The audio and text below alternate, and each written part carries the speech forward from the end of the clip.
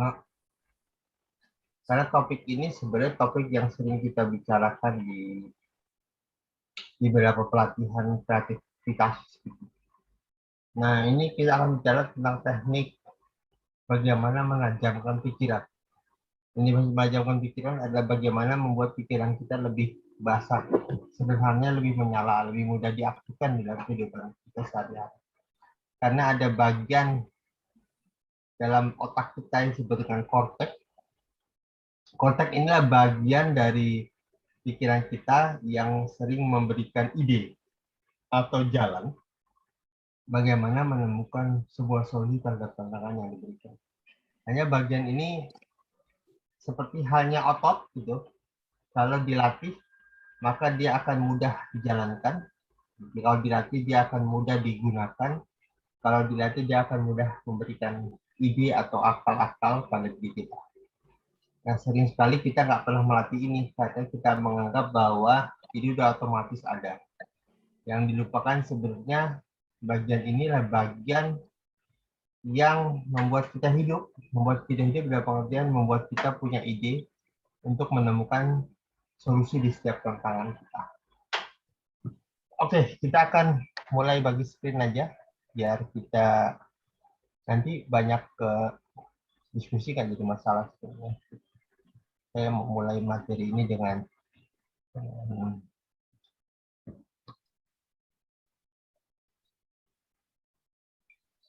oke.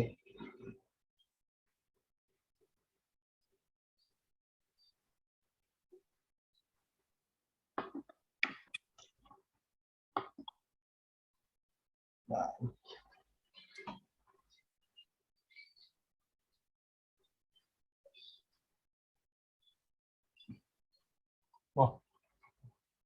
Oh, pakai. Oke, ini dia mulai.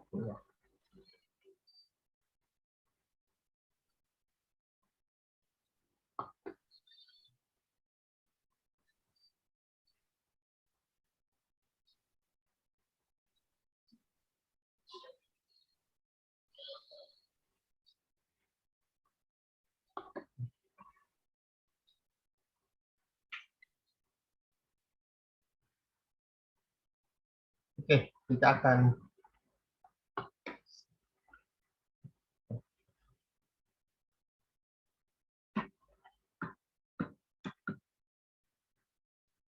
oke.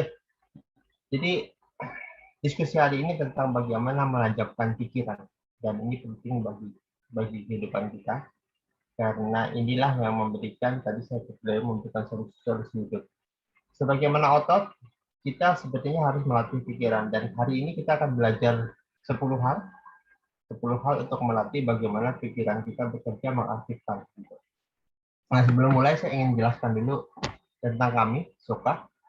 Mungkin bagi yang belum tahu, Soka punya divisi namanya Rumah Berdaya Soka. Fungsi dari Rumah Berdaya Soka adalah salah satu divisi untuk funding atau menggalang dana. Dan cara kami menggalang dana dari dulu selalu sama, yaitu tidak suka minta, tapi sering bertukar. Namanya kita jual beli barokah. Jadi kita memberikan ilmu, kemudian mendapatkan fee atau donasi dan masih gunakan kegiatan kemanusiaan.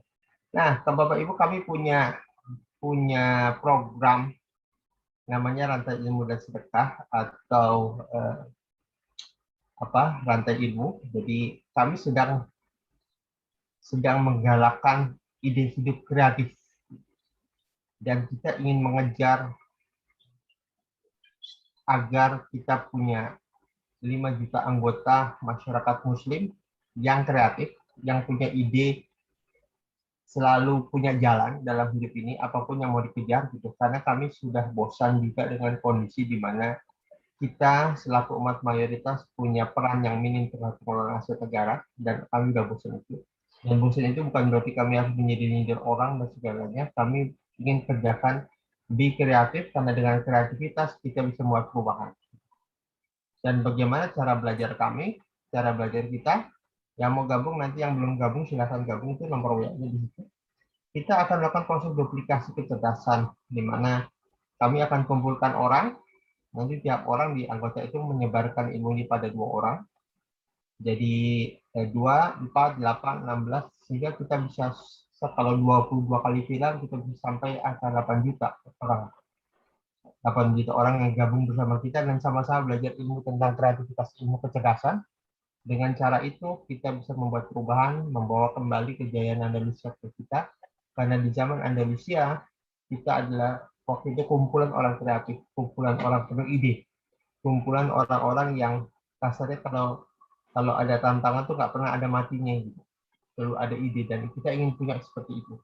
Tentu nanti para anggota ini akan ngumpulin dana untuk sedekah, ya silahkan mau 10.000 tiap bulan gitu, atau berapapun terserah. Dananya akan digunakan untuk operasional sekaligus membangun gedung sekretariat kami yang di bawah itu menjadi gedung 3 lantai. Di bawah nanti akan jadi gudang suplai makanan buat duafa. Lantai 2 itu untuk pembinaan tunanetra, kemandirian, dan lantai 3 buat kita, buat umat, buat ekonomi perbaharui ekonomi umat gitu. Apapun kita lakukan perubahan. Karena kumpulan uang kecil dari orang yang banyak adalah kekuatan. Dan hari ini kita berada di kondisi yang menyedihkan, gitu. Karena hanya 1% orang yang menguasai 50% uang beredar, dan 5% orang yang menguasai 90% uang beredar, artinya kita semua hanya memperebutkan 10% uang beredar. Mengapa ini terjadi? Karena kreativitas kita lemah. Karena kita terjebak di pola pikir bahwa kita ini nggak bisa ngapa-ngapain. Disitulah kita akan bangun ubah kondisi dengan pikiran, dengan otak dan jantung kita, dengan otak dan kalbu kita. Hari ini adalah hari perdana kita berdiskusi. Kita akan belajar bagaimana menajamkan pikiran. Materi berikutnya, kita akan belajar bagaimana berkreasi, bagaimana menggunakan data yang kita punya untuk membuat perubahan. Dan itu harus kita lakukan. Dan itu misi kami. Jadi misi kami dari hari ini sampai ke depan adalah menggalakkan hidup budaya kreatif. Makanya kami punya gerakan budaya hidup kreatif Muslim. Jadi Muslim harusnya tidak pernah ngeluh, tapi memikirkan cara agar kita mendapatkan hasil, ide, untuk bisa menghadapi tantangan apa-apa. Dan itu yang mau kita galakkan ke orang-orang. Dan insya Allah dari dana kecil, dari kumpulan dana yang kecil, kita bangun gedung, dari gedung nanti kita buat koperasi dengan 5 juta orang, dan ujungnya kita akan buat perusahaan yang berkelas setara dengan unicorn. Unicorn itu perusahaan startup dengan asetnya sekitar 1 miliar US dollar atau 14 triliun kalau sekarang. Insya Allah bisa tercapai kalau kita semua yakin bahwa hidup kita bisa membuat perubahan dan kita mau berbagi ilmu dari 1 ke 2, dari 2 ke 4 dan seterusnya. Ini misi kita dan hari ini kita akan mulai pembelajaran. Yuk kita diskusi sekarang. Gimana caranya cerdas? Dan kita tahu orang yang paling cerdas di antara sahabat adalah Ali bin Abi Thalib. Dan hari ini kita akan belajar tentang 5 hal ini. Kita akan memodel para sahabat kita itu cerdas-cerdasnya sahabat Rasulullah. Ada Ali bin Abi Thalib, ada Abdullah bin Auf, ada Khalid bin Walid, dan ketiganya adalah orang, menurut saya orang yang tercerdas di ruang masing-masing. Ali bin Abi Thalib di kehidupan, Abdullah bin Auf di perdagangan, Khalid bin Walid di peperangan. Dan ini menarik betul-betul. Oke, ini kita diskusi sekarang. Gimana caranya cerdas? Karena inilah materi kita hari ini. Ada 10 latihan yang harus kita latih. Langkah 5 latihan dan latihan tentang menggunakan pikiran. 5 latihan berikutnya bagaimana melakukan pijat jari agar pikiran kita bekerja dengan efektif. Jadi 5 kedua adalah ilmu dari Jepang. 5 pertama adalah kita ngikutin beberapa para orang-orang hebat. Oke, langkah pertama sebelum Bapak Ibu memulai kehidupan, siapkan ya nanti kalau di kehidupan 1 nota atau 1 catatan gitu untuk melatih kecerdasan kita sehari-hari. Oke, yuk kita mulai sekarang. Latihan pertama adalah latihan kekayaan kata. Jadi di latihan ini Bapak Ibu diminta untuk 2 hal. Definisikan tentang apapun, kemudian sebutkan perbedaan. Jadi ini ngikutin Ali bin Abi Thalib ya. Suatu saat dia pernah ditanya apa bedanya ilmu dengan harta. Dan Ali bin Abi Thalib ditanya 10 kali, dia akan menjawab 10 kali dengan cara yang berbeda perbedaan ilmu dengan harta. Ada yang bilang ilmu menjaga kita, kita menjaga harta. Ilmu didekati ilmu sering menjauhkan orang sering menjauhkan dia, tapi harta sering mendekati orang. Seperti itulah banyak itu. Jadi nanti untuk keseharian, langkah pertama Bapak Ibu adalah lihatin sesuatu. Kemudian tuliskan apa bedanya, misalnya Bapak Ibu lihat di perjalanan, lihat motor, lihat mobil. Apa bedanya motor dengan mobil? Lakukan itu dengan 10 kali atau sebanyak yang bisa dilakukan. Apa bedanya motor dengan mobil? Motor roda 2, mobil roda 4. Terus apa lagi? Motor nggak punya tudung, mobil punya tudung. Terus kalau bisa sampai 10 luar biasa. Lakukan itu. Langkah kedua, buat definisi. Mendefinisikan sesuatu ada kecerdasan Bapak Ibu. Misalnya gini, apa itu mandi? Bisakah kita mendefinisikan mandi itu apa? Anak-anak kecil di luar gitu, dari kecil sudah dibiasakan untuk mendefinisikan apa itu mandi, tanpa harus menggunakan kata mandi. Jadi misalnya apa itu mandi? Anda tahu nggak apa itu mandi? Dengan secara definisi. Tanpa menggunakan kata mandi. Kata mandinya nggak boleh dipakai. Jadi apa itu mandi? Membersihkan tubuh. Diri. Kenapa Bu? Ya membersihkan diri. Membersihkan diri dari ujung rambut sampai air. Dengan air. Good. Sabun. Ini jadi lomba Bu di luar. Anak-anak umur 4 kelas 4 itu lomba. Dan sekarang ngasih tantangan gitu. Misalnya apa itu bekerja? Nah, itu menarik. Apa itu kalian lihat orang tua kalian bekerja kan tiap hari? Apa itu bekerja? Boleh tahu coba definisikan apa itu bekerja? Bekerja adalah titik. Apa itu? Hah? Kerja. Apa itu bekerja? Bekerja dalam konteks lakukan kegiatan. Lakukan kegiatan dalam konteks orang tua yang menghasilkan ya sesuatu. Atau uang atau apa gitu kan. Ya, misalnya barang atau uang atau jasa gitu. Nah, jadi di sana lomba Bu. Satu harus buat pertanyaan pada temennya dan itu jadi lomba. Dan itu kenapa berhasil? Karena kita mengembangkan wawasan. Kata kita harus lengkap gitu. Karena kalau orang kata apa itu bermain, definisikan apa itu bermain.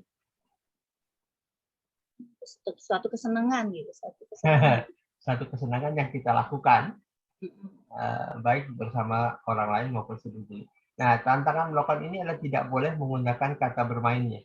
Jadi definisikan bermain. Bermain adalah suatu kesenangan yang kita lakukan baik dirinya maupun orang lain.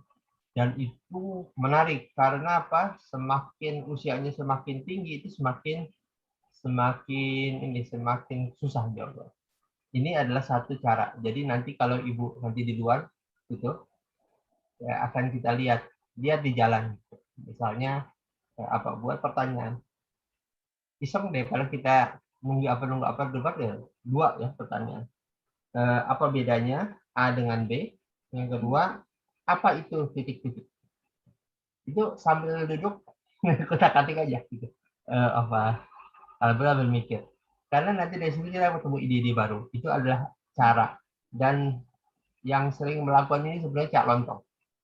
Cak Lontong itu dia punya namanya kecerdasan verbal yang luar biasa. Karena kerjaan dia adalah latihan. Karena itu sebenarnya yang bisa mendefinisikan sesuatu itu orang-orang cerdas. Coba definisikan beda saja. Jawabannya sekarang di luar kita ya, di luar iya, gitu. Di luar yang umum. Bayangkan sekarang anak kecil umur-umur kelas 4 SD ya, mungkin itu di sana sudah dilatih gitu. Karena dia diminta untuk mendefinisikan. Jadi kadang-kadang ketika dia dialog dengan teman, oke, daripada kalian ribut, coba definisikan apa mau, definisikan apa mau. Nah, di sini jarang dilatih, Bu, jujur aja. Coba tanyakan umur anak-anak 4 SD mungkin 9 tahun ya. Ada 9 atau 9, 10 lah. 9 tahun. Bisa nggak? Agak susah dia melakukan itu. Karena nggak dilatih sebenarnya. Iya, mana anak dianya. Karena Di sana jawabannya berdasarkan buku, malah berdasarkan berdasarkan buku. buku, ya kan gitu. Kan dia susah gitu. Dia melihat ini di sana dari kecil dilatih dan luar biasa sebenarnya. Yang kedua, menantang asumsi. Ini menantang asumsi itu sebenarnya sebuah jadi ada kasus gini sebenarnya. Ada kasus Ali bin Abi Thalib satu saat dipanggil Umar, kan? Umar memanggil Ali bin Abi Thalib karena ada sahabat Ansor yang difitnah oleh seorang wanita yang sebenarnya wanitanya suka sama si pria A-nya, terus ngajak zina si wanitanya si A-nya nggak mau, kemudian difitnahnya apa dengan ngambil putih telur ditaruh di bajunya dan beberapa roknya gitu, dianggap saya diperkosa oleh dia. Umar hampir saja menghukum pemuda ini sampai tapi kemudian dia berhenti dan panggil Ali bin Abi Thalib. Dipanggil Ali, kemudian tanya suruh buktikan. Nah, kasusnya begini Ali, gimana menurut kamu? Ali kemudian duduk sebentar, perhatikan. Nah, dia menantang asumsi. Oke, anggaplah asumsi wanita ini benar. Itu adalah sebuah sperma, maksudnya kan gitu. Tapi dia mencoba menggunakan hal lain. Kalau tidak benar, pembuktiannya apa? Maka Ali mengambil air panas, disiramkan ke baju yang putih. Ternyata ketika dicium lengket dan itu bau telur. Sebenarnya itu telur ya. Gitu. Nah, kita juga harus coba menantang asumsi sehari-hari. Misalnya gini, makan itu, kalau kita makan ke restoran atau ke kantin atau ke warung, asumsinya adalah datang, kemudian pesan makanan, selesai makan, bayar. Apa iya sih asumsinya itu? Bisa nggak ada asumsi lain nggak gitu? Misal apa? Gitu. Asumsi lain adalah, bisa nggak sih bayar dulu, baru makan? Gitu. Jadi kita balik asumsi. Bisa nggak? Dan ternyata bisa gitu kan gitu. Karena ada orang gitu. Jadi tantanglah asumsi. Asumsi apapun bahwa kita apa asumsi kita, misalnya kita ke sekolah harus pakai kendaraan, apa iya sih harus begitu terus? Dan ternyata sekarang kan ada sekolah nggak perlu pakai kendaraan, itu online kan gitu. Jadi dunia itu sekarang itu tantanglah asumsi, jangan sampai kita terjebak pada asumsi yang sudah di dianggap biasa oleh orang-orang. Coba tantang asumsi, misalnya apa tadi sekolah, terus kemudian apa misalnya pesan barang, gitu kan? Pesan barang kan karena Gojek itu salah satu hasil dari menantang asumsi. Dulu orang kalau ke Gojek dia harus ke tempat ojek, kalau mau naik ojek ya, gitu. Pesan, kemudian tawar menawar, kemudian berangkat. Bisa nggak semua itu dihilangkan? Nggak perlu tawar menawar, nggak perlu, tapi yang ada adalah Gojek. Jadi salah satu langkahnya dalam perjalanan hidup, kita ngelihat A, ngelihat B, kita tantang nih. Biar prosesnya kemudian bisa nggak prosesnya kita tantang ulang, agar tidak seperti itu. Dan itu kita lakukan. Jadi ngelihat apa, ini asumsinya apa nih? Ini langkahnya harus begini, harus begini, harus begini. Bisa nggak kita rubah asumsi itu? Dan ini tentang menantang asumsi. Jadi dengan cara ini sebenarnya kita terbiasa. Misalnya begini ya, saya sering sekali membuat, kalau di paten kreativitas tuh, saya sering sekali meminta misalnya para peserta, tolong tuliskan 50 hal apa yang bisa dilakukan dengan jarum. Kalau 1 sampai 10 nggak akan saya tanya, karena 1 sampai 10 biasanya mainstream tuh, standar. Jarum buat bikin jilbab, segala. Biasanya begitu saya tanya, yang nomor 49 apa? Karena dari situ mulai nyeleneh.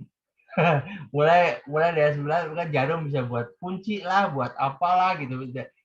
Itu yang perlu kita lakukan. Kita keluar dari batasan-batasan imajiner agar kita bisa terbiasa menantang asumsi. Karena dalam hidup ini kebanyakan kita tidak bisa temukan jawaban karena kita terkunci oleh asumsi lama.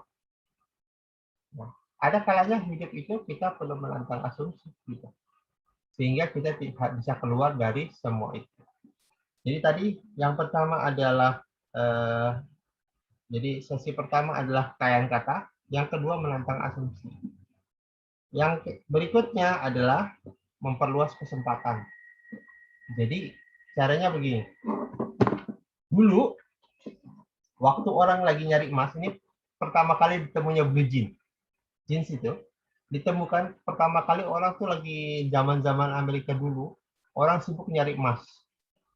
Kemudian nyari emas satu tempat, gitu. Kadang-kadang orang berbondong-bondong ke satu tempat, ada emas, orang berbondong-bondong. Pertanyaannya adalah, ada orang yang pintar. Dia lihat orang nyari emas berbondong-bondong ke satu tempat. Dia nggak datang ke tempat itu tapi nggak jual emas. Karena menurut dia terlalu banyak orang main di situ. Dia nggak mau terlibat di situ. Tapi yang dia lihat apa? Maka dia tanyakan, kesempatan apa yang bisa saya dapatkan? Ada orang banyak ke satu tempat mencari emas. Orang banyak mencari emas. Dia duduk, kesempatan apa yang bisa dapetin? Apa yang didapetin? Dia buat celana yang tebal agar ketika dia masuk ke dalam tanah, orang-orang itu nggak rusak bajunya gitu. Dan laku banget. Disitulah mulai pertama kali ditemukan jeans.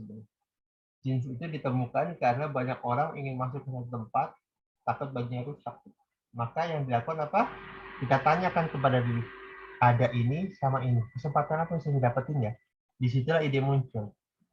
Saat pasar unta sudah sedemikian penuh, gitu, Abdurrahman bin Auf ngelihat kalau saya ikut jualan unta tambah ramai, gitu. Maka dia lihat kesempatan apa yang saya belikan. Kemudian dia lihat, oh ternyata di sana orang beli unta kadang-kadang dipisahkan sama harga talinya. Jadi unta dan talinya terjual lepas. Maka Abdurrahman bin Auf jual unta enggak itu, tidak ngambil untung. Misalnya beli unta 1.000, dia jual 1.000. Tapi yang dia jual talinya. Talinya bagus-bagus. Jadi sebenarnya dia jualan tali unta, bukan jualan unta. Yang menarik itu menjadi laku karena mereka punya tali unta yang lebih bagus dan cantik-cantik. Sementara banyak orang ngerubah. Disitulah Abdurrahman katakan, ini oke, dari sini kesempatan apa yang bisa saya lakukan. So, itu yang kita lakukan. Jadi kalau kita nanti perjalanan dalam hidup, kita lihat. Ada orang rame-rame beli, anggapnya beli apa? Beli masker. Kesempatan apa yang saya dapetin tentang masker? Jadi orang rame-rame kesempatan masker. Kira-kira kesempatan apa? Tulis, ditulis buku kita. Namanya buku ide. Nah, buku ide itu kita tulis. Ini latihan. Ya. Jadi latihan pertama tadi apa? Mendefinisikan, mencari, memperkaya kata kita. Latihan kedua adalah menantang asumsi. Latihan ketiga adalah memperluas kesempatan kita. Sekarang masuk ke latihan keempat. Ada 4, kita baru 4 latihan. Menggabungkan. Teknik merger ini digunakan oleh Akio Morita. Akio Morita itu seorang penemu Sony. Apa yang dia lakukan? Latihan dia sehari-hari adalah menggabungkan. Jadi sampai pada satu titik ketika Sony bingung harus buat produk apa, gitu, maka dia duduk karena iseng dia tuh. Kalau si A sama si B, kalau ini gabungin jadi apa, ini gabungin jadi apa. Dan satu titik ketika Sony butuh produk, dia duduk, dia liatin.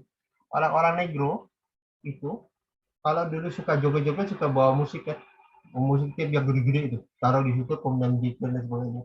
Apa mereka melihat ada musik, ada game. Kemudian dilihat orang olahraga gitu juga, jadi di hall kayak kita kemarin ke Senayan tuh, dulu juga masih suka ke Senayan.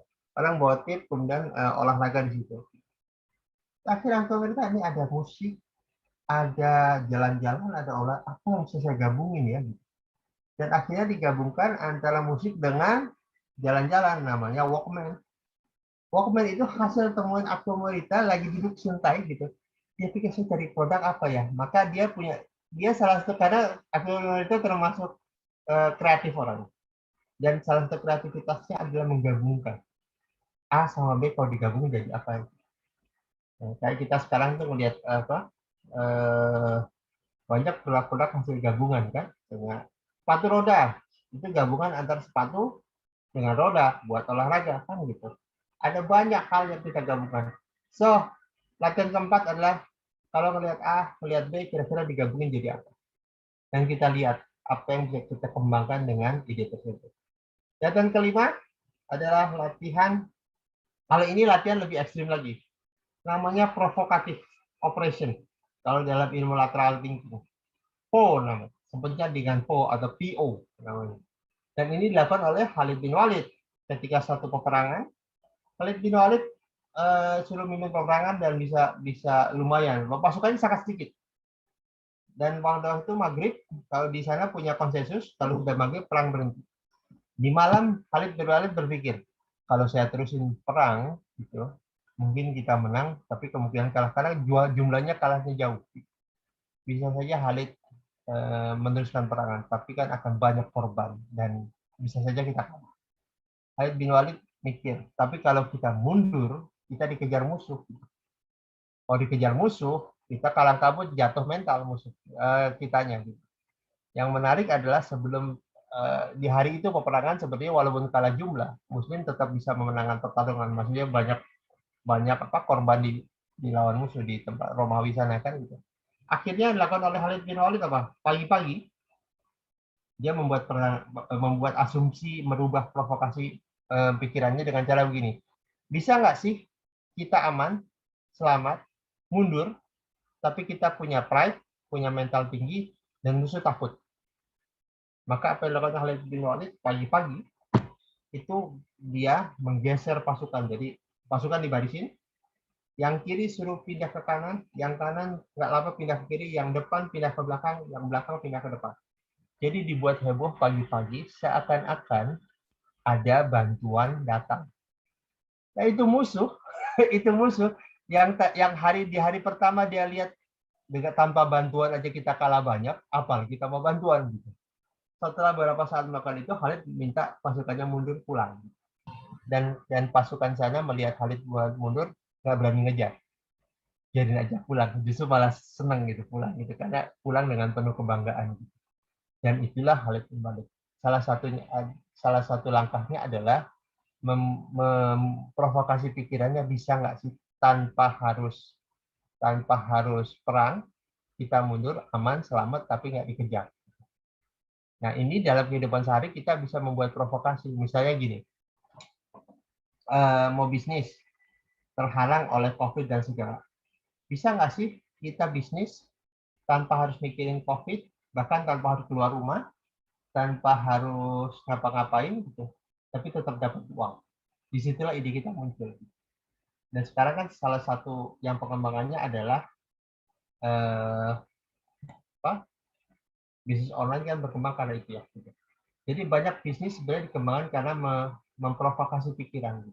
Dalam hidup sesekali kita perlu memprovokasi pikiran dan membalik asumsi. Jadi misalnya kalau tadi masih halus, yang pertama menentang asumsi, yang ini membalikkan asumsi. Misalnya apa? Sekarang bisnis ya, mau bisnis butuh modal. Sering kan, nggak punya modal bisnis, bisa nggak sih? Tanpa modal, tetap bisa bisnis dan bisa kaya. Jadi kita membalikkan asumsi. Kenapa nggak mau bisnis? Nggak punya modal. Oke, sekarang kita balik asumsinya. Nggak perlu modal, bahkan nggak perlu usaha, nggak perlu kantor, nggak perlu apa gitu.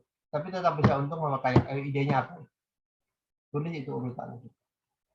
Dan kalau kita lakukan ini secara sering gitu, sebagai latihan sehari-hari dan membawa note kita, maka kita menjadi lebih mudah mendapatkan ide.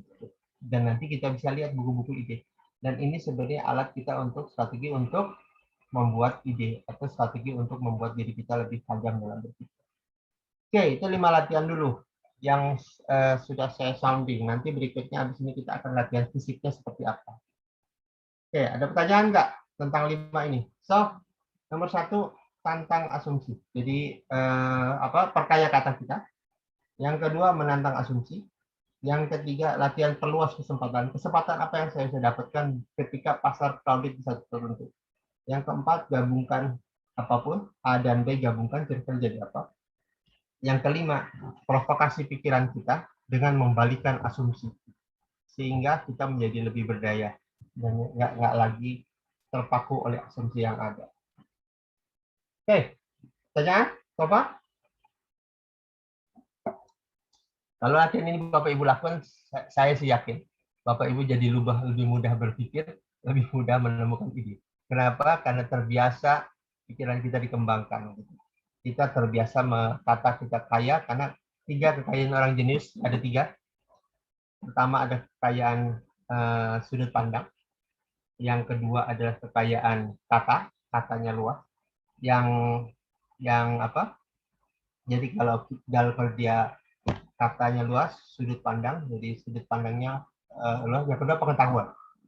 Jadi pengetahuannya didapat dari baca, kekayaan kata didapat dari kebiasaan. Kita kebiasaan tidak mengucapkan kata-kata nggak bisa, susah dan sebagainya. Karena kata nggak bisa, susah itu membatasi kita. Yang ketiga sudut pandang itu kebiasaan karena latihan. Karena latihan sudut pandangnya luas. Maka kalau kita ketemu orang-orang bijak, kalau ditanya dia punya sudut pandang yang luas. Dan itu ciri khas orang jenius. Ciri khas orang jenius punya 3 kekayaan.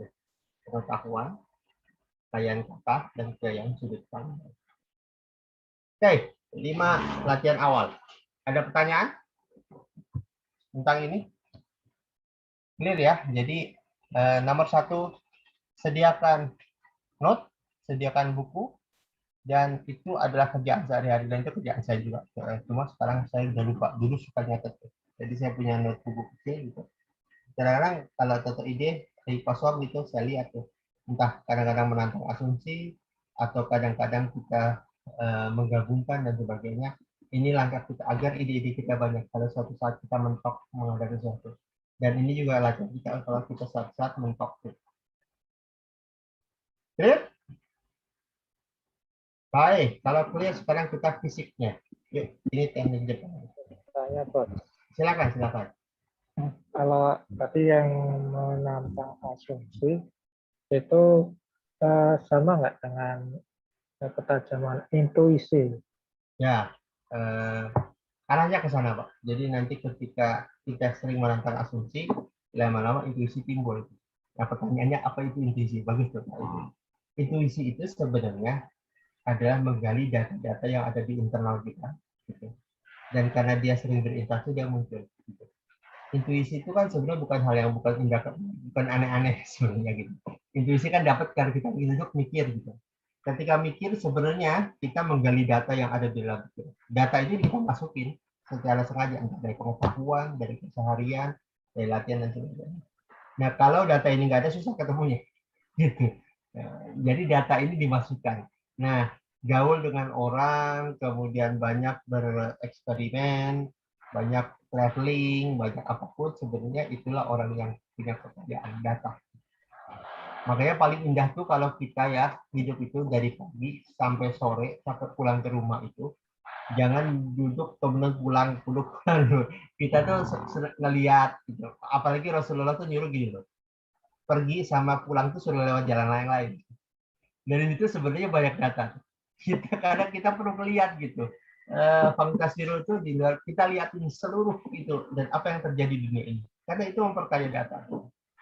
Dan orang jenius itu datanya banyak ya. Saya kalau ketemu dengan dulu masih suka ditunjuk dengan para guru besar. Saya yang suka dari guru-guru besar itu kadang-kadang simple menjelaskan. Maka dia ada istilah Lee Kuan Yew itu cerita. Lee Kuan Yew itu pernah suatu saat karena dia lihat mau bangun Singapura kan, dia bingung. Kemudian dia jelaskan gini, dia panggil lulusan Singapura, lulusan Stanford, Yale, Harvard dan sebagainya kumpul. Kemudian dia cerita, oke, sekarang saya kumpul orang pintar nih di Singapura. Cuma kemudian saya kalau orang coba jelaskan A, jelaskan B, jelaskan C. Dan karena lulusannya mungkin jelimet, dia menjelaskan dengan cara yang jelimet. Akhirnya dikuanjin ini. Gini ya, saya tuh banyak ketemu orang pintar, tapi bagi saya orang pintar adalah bisa menjelaskan hal yang kompleks dengan sangat sederhana, dengan cara sederhana sehingga orang mengerti. Dan itu sindiran Lee Kuan Yew pada lebih besar gitu. Jadi kalau kalian menjelaskan cara kerja roket dengan jelimet, artinya kalian belum pintar-pintar banget. Maksudnya gitu. Dan itu bagi kita juga sebenarnya. Seharusnya orang pintar itu bisa menjelaskan hal kompleks dengan sangat sederhana karena dia punya kekayaan data. Dia paham siapa yang ada bicara dan dia tahu bagaimana berbicara dengan si A, si B, si D dengan caranya, dengan dunianya. Itu bahasa Rasul itu bilisani kaumin. Bicara dengan bahasa kaum.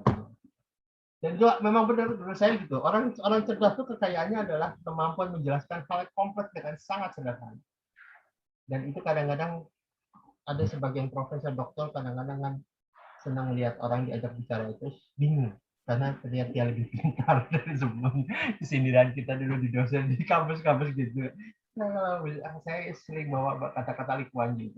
Orang pintar adalah orang yang bisa menjelaskan hal kompleks dengan sederhana dan semua orang mengerti. Dan itulah orang pintar sebenarnya. Itu Pak, itu Pak. Ya. Oke, sekarang saya mau jelasin teknik Jepang. Ini menarik. Teknik di Jepang ini, menurut dia, teknik ini akan memperkaya, mempercepat korteks kita. Ini latihannya. Latihannya banyak dengan jari. Jadi, lakukan ini. Posisi tangan. Kelihatan ya?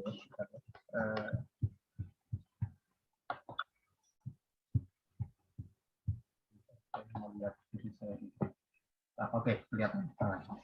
Tangan saya gini, ke depan gitu. Nah, langkah pertama adalah nafasnya diatur, tarik nafas. Ini cara untuk yang udah tua ini harus dilakukan karena ini memperkuat otak. Jadi cara pertama adalah ini dilakukan selama 15 sampai 21. Jadi ini mulai dengan kiri dulu boleh. Tangan kiri naik kemudian menangkap yang kanan. Kemudian gantian. Dan tarik nafas, ketika nutup kita keluarin nafas.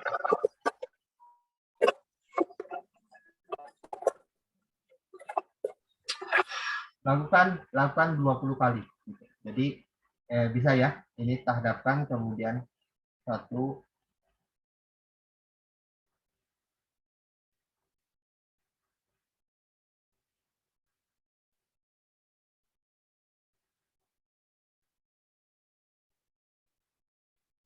Jadi ini teknik nafas. Menurut saya ini semua jari itu menurut kajian terhubung dengan pikiran kita. Jadi salah satu teknik satu adalah ini. Melakukan pelan-pelan ya, tarik nafas, tutup.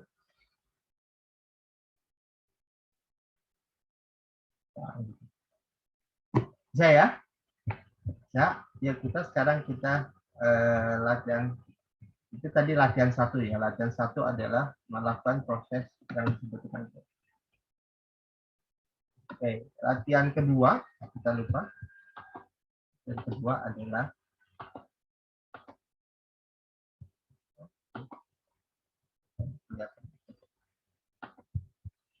latihan kedua adalah posisikan begini. Kemudian tangan kita depan. Kemudian posisinya gini. Jadi maaf, posisinya gini nih, gini. Sederhana.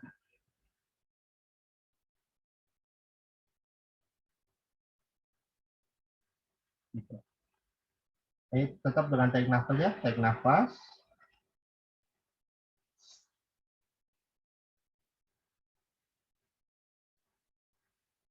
Ini 20 kali juga sama. Ini teknik apa?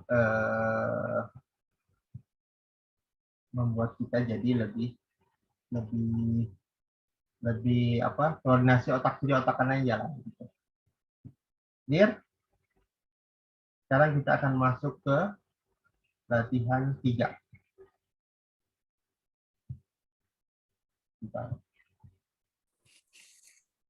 Latihan 3. Jarinya waktu nekuk itu lurus ya? Lurus. Bukan begini ya? Nah, lurus, semuanya lurus. Oke. Sekarang latihan 3. Latihan 3 ada latihan yang rada lumayan. Itu mirip brain gym tapi nggak brain gym banget lah. Gitu. Apa? Latihan 3. Oke, 4. Oke. Latihan 3 terhadapan tangan gitu. Kita dihadapkan. Kemudian tekuk.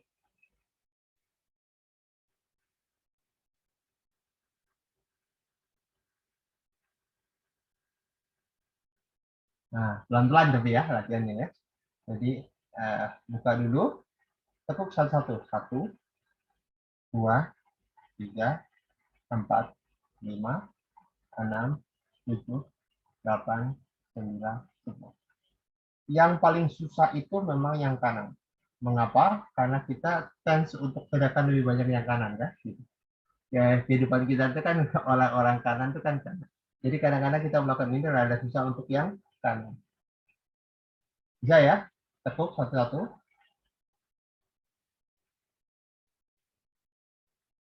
Kemudian begitu bangun yang kiri dulu. Sama ini juga 20 kali. Setiap gerakan 120 kali. Ini kalau bisa jadi latihan rutin. Oke. Nah, yang keempat ada gampangan. Tangan kanan dulu atau bebas? Bebas. Tapi nekuknya gini, 1, 2, 3, 4, 5, kemudian 1, 2, 3, 4.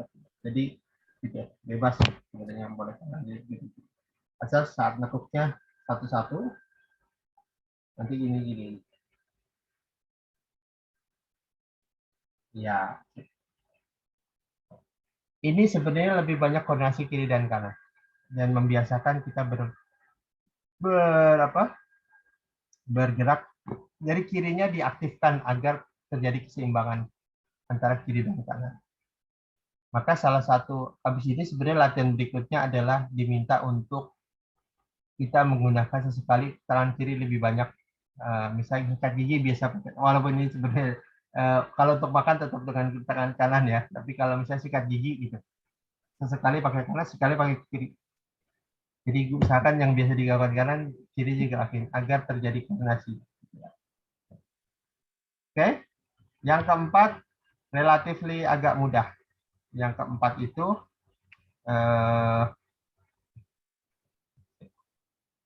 yang keempat itu adalah ini tangan pegang ini begitu ya. Satu, jadi jempolnya yang disentuh. 1, 2, 1, 2, 3, 4. Nah, berarti gantian. Kalau ini 20, ini 20. Jadi 1, 2, 3, 4. Ganti 1, 2, 3, 4. Mudah ya, gitu. Yang Dan kiri berikutnya. agak susah ya. Ya, karena nggak dibiasakan gitu kan. Biasa ya. Jadi harus lakuin dulu. Berikutnya ini sentuh. Dan kalau tadi sentuh ininya, sekarang sentuh depannya. 1, 2, 3, 4. 1, 2, 3, 4. Kita ada 5 latihan ya. Oke, sekarang yang kelima. Yang kelima ini mirip brain gym nih. Jadi harus sama gitu posisinya. Oke. Mau kanan dulu mau lah. Kanan ngepel, tangan begini. Tangan ngepel, begini. Oke. Pastikan kita tidak keliru ya. Siap. 1, kembali. 2, jangan salah gitu ya. Kembali. 3, kembali. 4, kembali. Nah, lakukan kalau ini justru beatnya makin lama semakin cepat beatnya gitu. Karena diharapkan terjadi proses koordinasi. Nah, kembali ke ide dari sini adalah seluruh jari terhubung dengan pikiran, dengan otak kita gitu. Dan ini akan mengaktifkan bagian korteks kita. Nah, gitu. Jadi sebenarnya tapi nggak boleh begitu juga. Harus dikembalikan ke tengah. Jadi kembali ke tengah begini, kembali ke tengah begini. Kalau begini lama-lama polanya dapat kan? Tapi sekarang sini kembali dulu ini kembali dulu ke sini. Jadi harus ada kembali ke tengahnya dulu gitu. Nah, jadi bareng gitu. Dan ini sebenarnya agak nggak mirip benzim, tapi sebenarnya intinya sama. Ini mengaktifkan otak kita, karena kembali otak kita itu kan terhubung oleh jari ya. Dengan jari ini sebenarnya dengan memijat jari ini kita lebih memperkuat ide. Nah, Bapak Ibu, 10 latihan yang kita lakukan tadi itu sebenarnya terlihat sederhana. Tapi pahami bahwa yang sederhana ini mempengaruhi dari cara berpikir kita. Kita paham kehidupan kita itu, most of the time kita menggunakan otak kita, pikiran kita. Yang menarik itu gini sebenarnya, atlet itu sebelum bertanding, dia latihan. Nah, kita ini tiap hari bertanding itu gunakan pikiran kan, gitu. Tapi nggak pernah latihan. Itu yang jadi masalah kita. Gitu. Padahal harusnya karena dia dipakai, kita latih dia agar semakin lama semakin tajam gitu. Nah, kemarin saya ketemu teman-teman di UKM itu. Jawaban mereka adalah, Pak, seminar gini kan yang penting praktek. Dalam hati saya sebenarnya praktek itu adalah saat kita mengaplikasikan hasil latihan. Gitu. Jadi kalau Bapak Ibu latihan tadi itu rutin tuh yang 5 tuh gerakan fisik itu, kajian di Jepang tunggu 3 bulan dan lihat cara berpikir kita. Selama kita konsisten melakukan itu ya, nggak putus setiap hari sebagai latihan. 20-20 entah mau pagi, mau sore, mau minimal pagi doang gitu. Karena kita jadi lebih terbiasa berpikir, memikirkan hal yang membuat kita terbiasa mendapatkan ide. Yuk sekarang kita latihan satu soal. Itu mungkin karena saya terbiasa. Ini saya suka latihan ini buat teman-teman ya. Teman-teman boleh berpikir. Nanti Bapak Ibu boleh mikir. Ini satu kasus nih Bu. Jadi kalau Bapak Ibu pernah lihat Bruce Willis film Die Hard yang kedua atau ketiga, saya lupa. Jadi ada kasus gini, puzzle. Jadi anggap kita seorang ahli penyinak bom. Kita bersama teman lagi jalan, gitu. Tahu-tahu di tengah jalan, gitu. Kita sedang masuk mall, di mall teriak, ada bom, ada bom. Nah, kemudian kita masuk karena kita punya naluri sebagai penjinak bom, kita walaupun lagi santai, gitu. Tapi nggak bawa alat-alat, gitu kan. Nah, di situ kemudian kita maju tuh. Ternyata kita hanya temukan di situ ada bom. Gitu. Bom itu tertulis namanya film Die Hard. Di situ tertulis bom ini hanya bisa ditekan, hanya bisa dijinakan bila ditindih oleh sebuah galon yang isinya 4 liter. Oke. Di situ hanya ada kolam berisi air dan hanya ada 2 galon. Galon ukuran 3 liter dan ukuran 5 liter. Yang menarik, galon itu nggak ada alat ukur, namanya galon kan, nggak ada alat ukur tuh. Nggak ada alat ukur seliter 2 liter, nggak ada galon. Beda gitu. Jadi cuma ada 2 galon 3 liter dan galon 5 liter. Di situ kemudian ada kolam air. Pertanyaannya adalah, apa yang bisa kita lakukan agar bisa mendapatkan galon seberat 4 liter? Nggak boleh salah ya, karena kalau salah meledak tuh. Bomnya. Jadi kita perlu mikir gimana caranya mendapatkan galon 4 liter dengan hanya bermodalkan 2 galon dan kolam air yang isinya yang tidak ada ukuran liternya. Jadi harus pas 4 liter. Kalau salah, bom meledak. Yuk kira-kira mikir, contohnya seperti apa? Latihan mikir, biasa kita gitu, latihan mikir. Jadi ingat ya, galonnya nggak ada ukuran, yang ada adalah galon ukuran 3 liter dan ukuran 5 liter. Pertanyaannya gimana dapetin galon ukuran 4 liter? Karena tidak ada ukuran. Tidak ada gelas ukuran. Ayo, Kang, ini saya pernah lakukan ini untuk para guru-guru di mana mumet gitu kan. Yang guru matematika padahal waktu itu ada peserta 30, guru matematika kurang lebih ada 12. Oke, sekarang guru matematika boleh duluan. Oke, silakan. Boleh mikir. Waktu 5 menit. Silakan. Kalau bom udah meledak sih 5 menit. Oke, silakan. Ingat soalnya ya, modal kita cuma ada 2 galon. Galon ukuran 3 liter dan galon ukuran 5 liter. Kita hanya perlu cari galon ukuran 4 liter. Yuk, temanya seperti apa? Silakan. Saya juga lupa jawabannya apa, tapi insya Allah ketemu. Karena ini itu kan lumayan. Ayo, silakan. Galon 3 liter masukin ke 5 liter. Terus? Iya. Ayo kamu, ayo Bumi. Ayo kita Galon 3 latihan. liter masukin ke dalam galon yang 5 3 liter. liter masih ke 5 liter, oke. Liter. Artinya iya Nah, ya, berikutnya masukin 3 apa? liter ya. Atau sebelumnya tuh yang galonnya 5 liter udah diisi, kemudian yang 3 liternya dimasukkan. Oke. Lalu? Dua-duanya harus diisi ya, Pak? Apa? Dua-duanya harus diisi. Enggak, pokoknya temukan Salah satu satu, galon, ya? salah satu galon yang kira 4 liter, kemudian tindih itu bomnya. Pernah ketemu.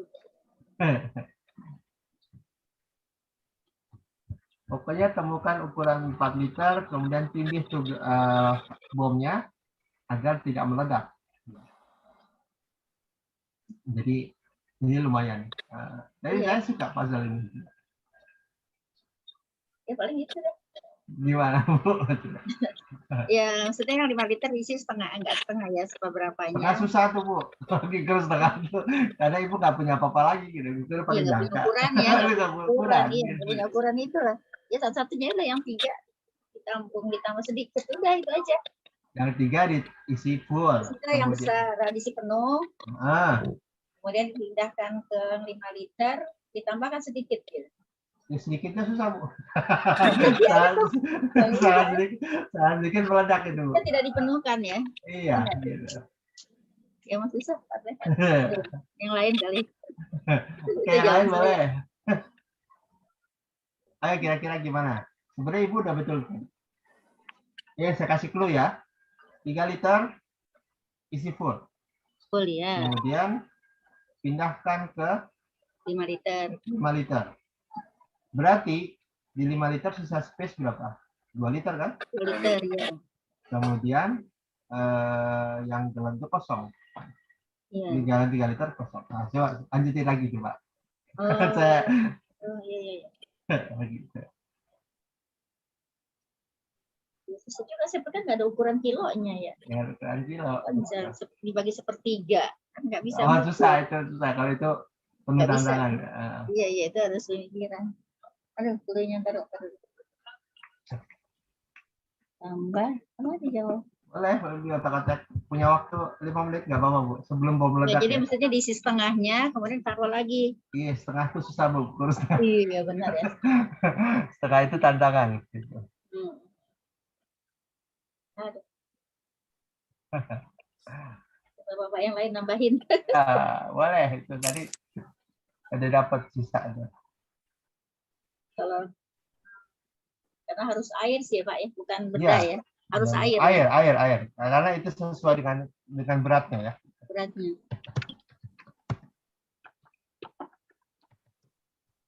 Iya sih. Silakan boleh mikir. Enggak boleh angkat. 2 galon. Ini nggak nyambung ya.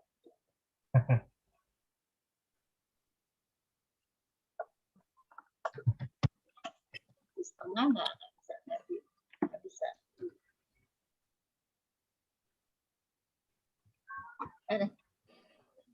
Silakan pikir dulu, saya ambil air sini. Silakan pikir dulu.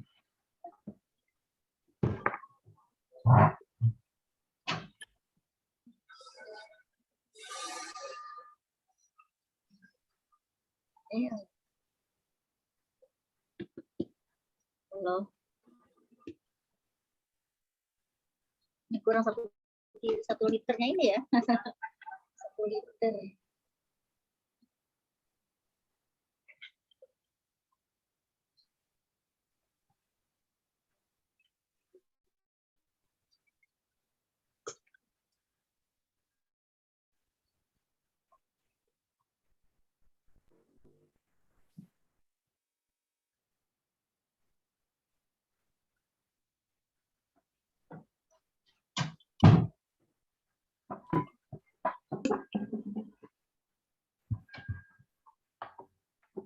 Dapat? Kalau misalnya dipenuhin, dibuang gitu nggak bisa Boleh ya, Pak? dibuang, boleh. Dibuang jadi- boleh. Diisi Jadi gimana? lagi, dipenuhkan, terus dibuang. Iya boleh. Oke, kita ulang ya. Oke. Galon 3 liter kita isi. Oke? Ya, itu dipindahkan. Full. Pindahkan. Tinggal space 2 liter di galon 5 liter, di galon 3 liter kosong. Terus mau diapain? Oke. Ini coach pinjam apa ada ukuran botol yang 1 liter.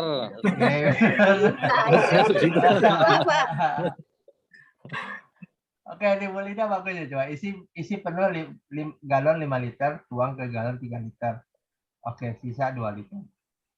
Buang air ember 3 liter, buang galon 5 isi penuh. Kan nggak ada ukuran liternya ya? Nggak ada, tapi ini kan cuma ada 5 liter nih. Ini Bu Dinda isi 5 liter. Ya, dipenuhkan. Kemudian penuh pulang ke 3 liter kan. Berarti 3 liter tinggal ada. Di galon 5 liter berarti isi penuh. Oh, di galon 5 liter berarti tinggal 2 liter. Clear. Kemudian buang air ember 3 liter. Tuang sisa yang 2 liter. Buang sisa liternya kemana? Itu bisa mungkin dimasukkan, dibuang lagi yang seperti tadi. Itu kan nggak bisa. Karena kan ukurannya nggak bisa kita Buang pakai. air ember 3 liter. Buang sisa 2 liter.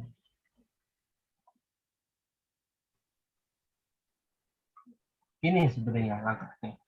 Ya itu boleh sih, cuma saya belum tahu juga maksudnya gimana. Jadi gini, Bu, kopi tadi udah benar. Isi 3 liter full. Oke? Taruh ke 5 liter. Oke? Berarti di 3 liter kosong, di 5 Isi liter, lagi. di 5 liter tinggal sisa 2 liter kan? Liter, Oke. Kemudian isi lagi yang 3 liter full, Bu. Iya, full ya. Jadi 3 liter full, taruh ke 5 liter. Kan berarti dia udah yang keluar dong seliter. Iya, enggak, taruhnya enggak salah. Jadi di galon 3 liter tinggal 1 liter kan? Oh iya. Iya. Galon 5 liternya dibuang. Kita buang, berarti galon 5 liter kosong kan? Iya. Di galon 3 liter tinggal ada 1 liter kan? Oh, dimasukin ke situ. Terus galon 3 liter Gitu, isi full. tetap isi lagi yang ketiga. Oh, Iya, jadi iya. dapat 4 liter itu sebenarnya. Liter. Oh, iya. Iya, paham. Jadi dan dia ada beberapa kali ini dong ya, nggak langsung. Jadi pertama kita 3 liter, isi 3 liter berarti 5 liter. Jadi 3 liter isi full, taruh ke 5 liter. Yang 5 liternya dibuang, kemudian yang seliternya dimasukkan. Berarti isi lagi yang 3 liter lagi dimasukkan. Iya. Jadi isinya cuma 2, Bu Dinda. Berarti prosesnya banyak ya? Ya, tapi kan cuma buang-buang doang. Artinya nggak langsung bisa 1-2 kali. Biasanya kan kalau satu ini kan harus dengan cara yang lebih cepat begitu ya. Iya. Nah, ini kan ya, Bu. Jadi sebenarnya ini teknik ini banyak diajarkan kepada manajer. Dalam hidup ini kadang-kadang kita tidak bisa meminta hal lain. Yang ada yaitu ya pakai itu. Kan salah gitu loh. Jangan coba ada ini, coba ada itu, coba ada itu. Udah nggak ada. Anda ya. Ya, yang ada itu. Maka gunakan sumber daya yang ada untuk menyelesaikan tantangan. Tantangannya adalah salah satu caranya adalah dengan membuat optimalisasi bagaimana menggunakan sumber daya yang ada agar kita menjadi lebih berdaya. Dan ini salah satu teknik untuk pengelolaan sumber daya namanya. Jadi bisa saja dengan cara berbeda, dengan kombinasi tertentu, maka kita bisa mendapatkan ide yang berbeda. Clear? Ada yang udah clear belum? Yang lain clear nggak maksudnya ini? pesan dari puzzle ini atau teka-teki ini sebenarnya adalah dalam hidup kadang kita hanya punya itu. Kadang kita hanya punya sumber daya itu. Maka perbanyaklah sumber daya agar kemudahan kombinasi. Dan ini tentang bagaimana mengkombinasikan apa yang kita punya agar kita menjadi kekuatan. Ini sama ketika beberapa bulan lalu teman-teman LSM datang ke diskusi saya dengan kita tentang nasib umat dan sebagainya. Kalau dalam hati saya sebenarnya percuma kita diskusikan pemerintah harusnya A, harusnya B, harusnya percuma menurut saya. Karena kita hanya akan sibuk ngedumel. Yang harus kita lakukan, kita punya umat, kita punya orang, kita punya duit walau nggak banyak. Kumpulan duit dari orang kecil adalah menghasilkan uang yang banyak. Dan ini dilakukan di Jepang dulu. Jepang itu kan waktu habis perang Piala Dunia nggak punya apa-apa, Bu. Hiroshima dan Nagasaki itu Jepang itu miskin. Cuma yang menarik orang-orang Jepang itu punya visi tentang masa depan, yaitu apa? Bersatu, karena bersatu itu kekuatan. Sinergi. Disitulah kemudian dia membuat koperasi namanya JCCU, Japanese Corporate Care Union, yang gabung 28 juta orang, Bu. Bayangin, Bu, kalau ada 28 juta orang, masing-masing orang cuma donasi 10.000 atau 20.000 aja, itu sudah jadi 56 miliar. Bayangin. Karena uang kecil dari orang yang banyak. Dengan puluhan miliar, dia bisa lakukan banyak hal. Memakmurkan negerinya. Dan dia tidak mau negerinya dijajah oleh asing dalam konteks ekonomi, ya. Jadi dia nggak pernah banyak izin. Gitu. Tapi kan nggak bisa di stop. Karena dulu Jepang kalah perang. Jadi ketika Amerika masuk itu ya nggak bisa apa-apa juga. Sebenarnya banyak sebenarnya dilakukan. Maka yang dilakukan adalah memperkuat rakyat. Dengan cara apa? Bersinergi. Dan itu yang sedang kita lakukan hari ini. Membangun gerakan budaya hidup kreatif, salah satunya adalah menyatukan bersama umat yang lain, yuk satukan kekuatan. Karena nggak pernah akan bisa kita ngedumel-ngedumel. Salahin pemerintah lah, salah ini, salah. Percayalah, itu gak, sampai kapanpun gitu, kita nggak pernah akan selesai. Yang harus kita lakukan gerak dan membuat perubahan. Baik, itu latihan hari ini. Latihan galon. Latihan ngutak-atik galon gitu. Dan apa pesannya? Pesannya be kreatif, be sure bahwa kita bisa selesaikan itu, dan kita bisa membuat perubahan dengan mengolah sumber daya dengan cara yang berbeda. Karena kembali pesan kita, ada kalanya dalam hidup itu kita nggak bisa gunakan solusi, mencari solusi dengan jalan dari lurus. Kemarin Bu Linda sudah nyebut kata lateral, dan saya menyebutnya satu way, karena ada kelemahan di lateral. Salah satunya adalah karena yang ngembangin lateral itu Eduardo Bono. Dan Eduardo Bono bilang saya itu sebenarnya kiri banget. Gitu. Kalau bicara tentang otak kiri, otak kanan, saya itu sangat kiri. Jadi saya tidak perlu memperhatikan kondisi mental. Di Subway, kita bicara, oke, state kondisi mental itu penting, baru kita bicara strategi. Insya Allah nanti kita akan bicara materi Subway lebih banyak, berpikir lebih banyak tuh, atau berkreasi lebih banyak. Kayak tadi tuh misalnya galon gitu. Saya yang suka tuh ketika kasih galon tuh ada orang yang udahlah nggak bisa lah gitu. Ada orang oke, caranya kita butuhkan orang yang mau duduk memikirkan caranya. Karena sebagian orang ada istilah begitu dapat soal susah dikit udahlah saya nyerah. Ngapain gak asik gitu. Come on, saya bilang selalu ada cara untuk mendapatkan ide. Walaupun itu sulit, lakukan aja. Satu saat tidak akan ketemu. Karena hidup ini kadang-kadang kita dihadapkan tantangan-tantangan yang sulit. Disitulah kita perlu mikir, mencari ide.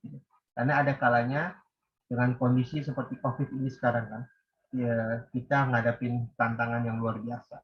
Ada kalanya kita perlu cari ide-ide baru yang tidak biasa. Karena COVID ini kan sesuatu yang tidak biasa. Sesuatu yang tidak biasa tidak bisa dihadapkan dengan cara biasa. Kita perlu hadapkan dengan cara tidak biasa. Oke, ada pertanyaan tentang ini semua? Hari ini mudah-mudahan dapat inspirasi ya Bapak Ibu. So think better, think creatively gitu. Think dengan penuh semangat juga. Jadi kalau ada tantangan jangan terbiasa untuk mundur.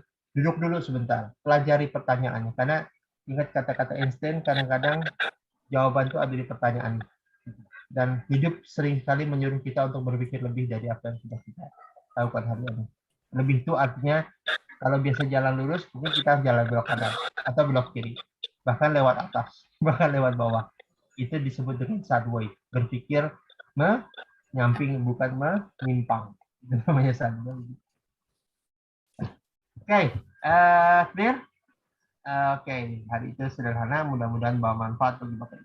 Kalau ada pertanyaan boleh tunggu 5 menit. Setelah itu kita tutup karena saya diminta oleh teman-teman nggak boleh terlalu lama, kalau sore jadi 5.10, 5.15 disuruh berhenti, takutnya yang di beberapa tempat keburu maghrib.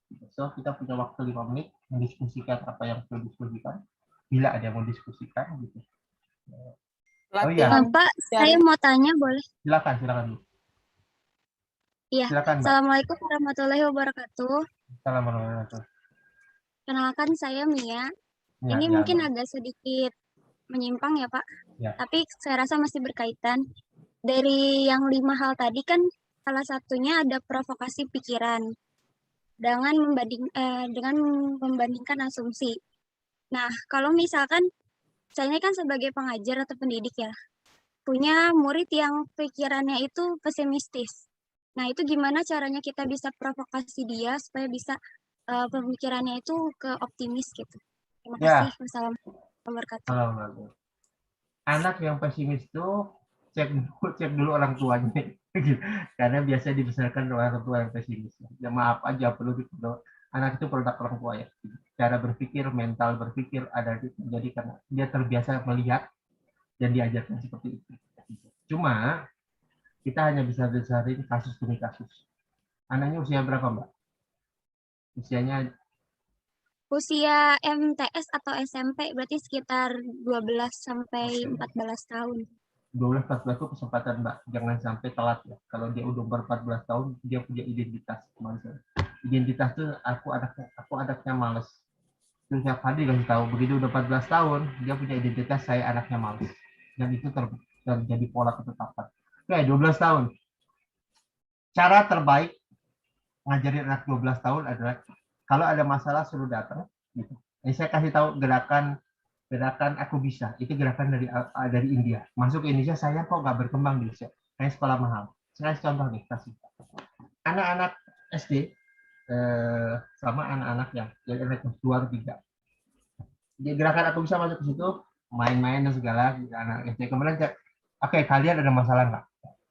Salah satu nyetok nih, ada tuh Bu gitu. Aku kalau ke kantin gitu, kalau lagi istirahat nggak bisa beli, soalnya kakak-kakak yang gede itu di atas, jadi kantinnya tuh di depan nggak boleh beli, ada pagar gitu kan. Jadi dia gitu, dia tiap hari ketekan, anaknya ketekan nggak bisa keluar gitu kan, nggak bisa beli, keburu istirahat, keburu selesai kan gitu.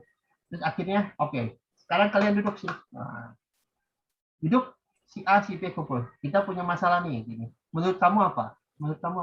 Didikte satu-satu diminta, tentu dengan caranya supaya anak itu keluar idenya ya, ambil fun, ambil apa. Idenya apa?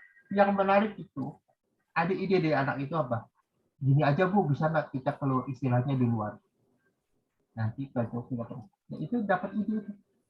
Idenya dipancing dari anak-anak itu terbiasa di gitu. Jadi kalau ada masalah, bukan ini dia jangan nggak gitu, nggak duduk. Ada masalah ini, menurut kamu apa? Menurut kamu apa? Dan itu yang harus dilatih, Mbak. Jadi kalau di sekolah jangan biasakan didikte kasih. Ini kan kita kembali. Mudah-mudahan generasi baru kayak Mbak Mia ini bisa membuat perubahan. Saya berharap ada guru yang ngajarin kreativitas. Jadi kalau ada anak masalah, jangan kasih tahu jawabannya, tapi kasih tahu tentang menurut kamu apa. Makanya gerakannya aku bisa. Jadi semacam brainstorming gitu ya Pak? Iya, tapi jangan didikte, jangan kasih tahu jawabannya. Dikte. Jadi, oke, ini ada ini nih, kayak gini nih. Jawaban kamu apa? Jangan beri pujian. Setiap kesalahan apapun, setiap jawaban beri pujian. Bagus. Karena itu Mbak.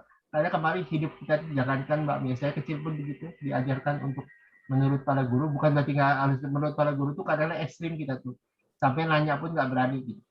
Menentang para guru pun nggak berani. Padahal kalau kita bicara imam-imam besar kita itu, perbedaan pendapat itu wajar.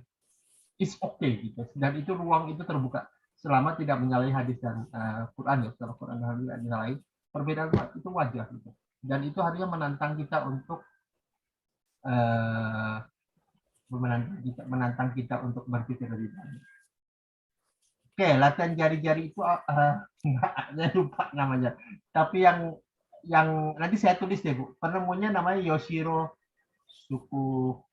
suku mata. Nanti saya tulis Bu, saya lihat kemarin saya lihat di PowerPoint saya yang lain. Nanti saya tulis Bu Dinda di grup ya. Mudah-mudahan kalau Mbak Mia belum masuk grup, kirim WA minta dimasukin ke grup gitu. Karena itu grup tentang kreatif. Jadi grup melatih pikiran untuk lebih berpikir lebih banyak gitu. Dan saya suka bahkan itu.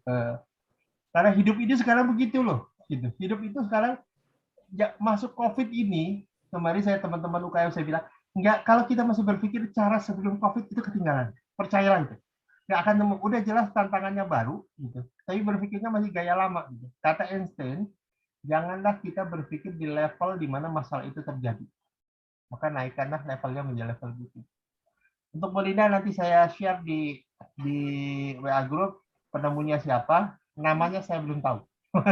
Namanya hanya brand exercise aja. Gitu, brand. Iya, makasih. Baik, Bapak Ibu, kita tutupkan dulu.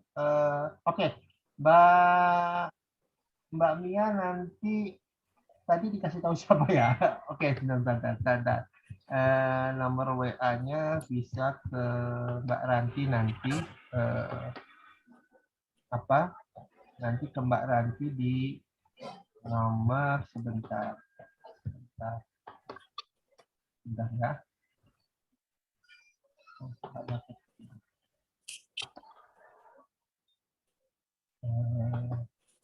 Saya lagi cari nomornya. Nomor. Sudah itu Pak. Udah. Oke. Alhamdulillah. Oke. Nanti silakan masuk ke sana daftar listrik kita atas. Baik Bapak Ibu, mudah-mudahan hari ini walaupun singkat kita dapat manfaat.